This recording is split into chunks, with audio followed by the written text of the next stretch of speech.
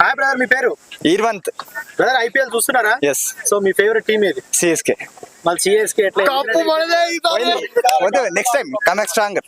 So అంటే eliminate అవ్వడానికి reason ఏంటంటారు? రీజన్ అంటే కోఆర్డినేషన్ లేదు ఇద్దరు అంటే ప్లేయర్స్ మధ్య, అందుకే పోయింది ఈసారి. అంటే మన ప్లేయర్స్ తర్వాత ధోని కూడా బ్యాటింగ్ లాస్ట్ గా రావడం చాలా ఇప్పుడు వస్తున్నాడు కదా, లాస్ట్ 4 మ్యాచెస్ నుంచి 4 డౌన్ 5th డౌన్ వస్తున్నాడు కదా.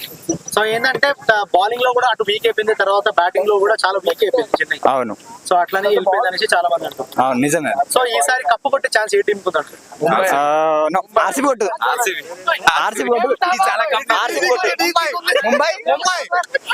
ముంబై కొడుతుంది, కానీ డీసీ అన్న పంజాబ్ అన్న కొడితే బాగుండు అనుకుంటున్నాను. అంటే ఒకసారి కూడా రాలేదు కానీ ముంబైకి ఎక్కువ ఛాన్సెస్ ఉన్నాయి.